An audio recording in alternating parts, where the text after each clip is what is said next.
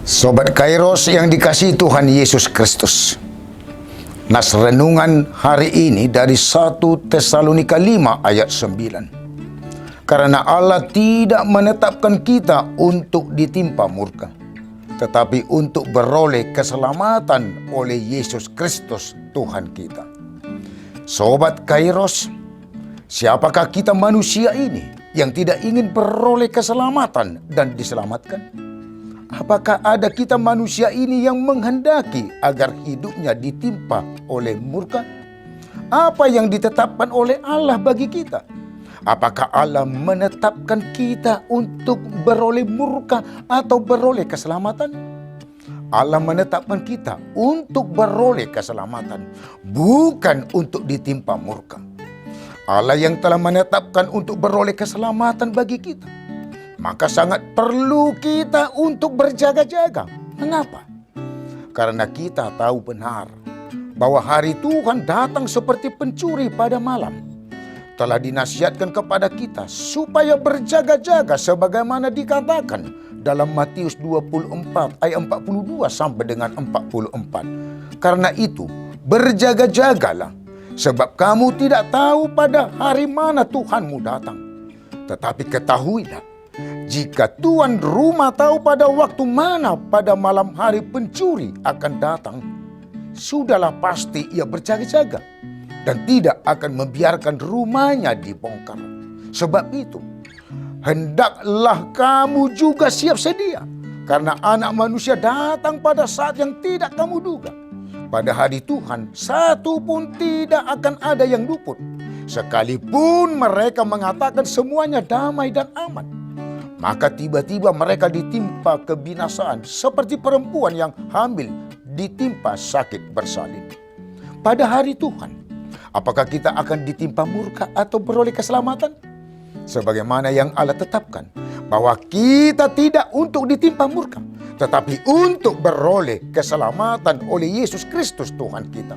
Namun sangat perlu untuk mengevaluasi kehidupan dan posisi hidup kita.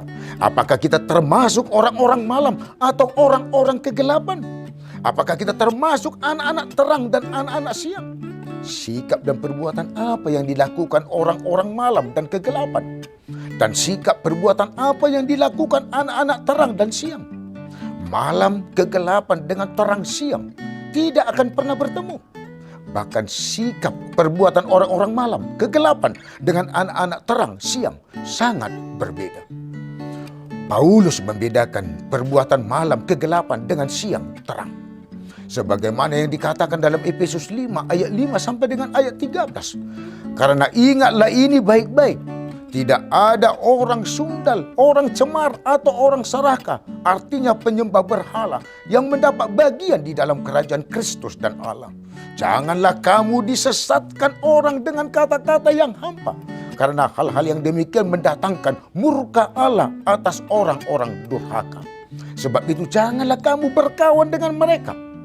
Memang dahulu kamu adalah kegelapan, tetapi sekarang kamu adalah terang di dalam Tuhan. Sebab itu hiduplah sebagai anak-anak terang, karena terang hanya berbuahkan kebaikan dan keadilan dan kebenaran. Dan ujilah apa yang berkenan kepada Tuhan. Janganlah turut mengambil bagian dalam perbuatan-perbuatan kegelapan yang tidak berbuahkan apa-apa. Tetapi sebaliknya, telanjangilah perbuatan-perbuatan itu. Sebab menyebutkan saja pun apa yang dibuat oleh mereka di tempat-tempat yang tersembunyi telah memalukan. Tetapi segala sesuatu yang sudah ditelanjangi oleh terang itu menjadi nampak. Sebab semua yang nampak adalah terang. Tidak ada alasan bagi kita, terutama bagi anak-anak siang terang, untuk tidak berjaga-jaga. Hanya orang-orang malam, kegelapan, yang hidupnya tidak berjaga-jaga dan melakukan kejahatan. Anak-anak siang terang berjaga-jaga, sadar untuk berbaju jirakan iman dan kasih, dan bertopongkan pengharapan keselamatan. Sadar selaku orang Kristen, maka hidup dalam terang dan tetap siap kapanpun hari Tuhan akan datang. Baik ketika tidur dan terbangun, tetap hidupnya terjaga dan hidup bersama Kristus Yesus, Tuhan kita yang telah mati untuk kita. Apa yang kita sikapi, perbuat, lakukan selama kita hidup? Itulah yang akan menentukan akhir hidup kita. Apakah kita ditimpa murka atau beroleh keselamatan? Anak-anak siang terang, sadar, dan mengetahui apa yang telah ditetapkan Allah baginya. Yaitu, karena Allah tidak menetapkan kita untuk ditimpa murka, tetapi untuk beroleh keselamatan oleh Yesus Kristus Tuhan kita. Sebab itu, saudara-saudaraku yang terkasih, sambil menantikan semuanya ini, kamu harus berusaha supaya kamu kedapatan tak bercacat dan tak bernoda di hadapannya dalam pendamaian dengan Dia. 2 Petrus 3 ayat 14. Selamat beraktivitas Sobat Kairos. Tetap patuhi protokol kesehatan dimanapun kita berada. Tuhan memberkati kita. Amin.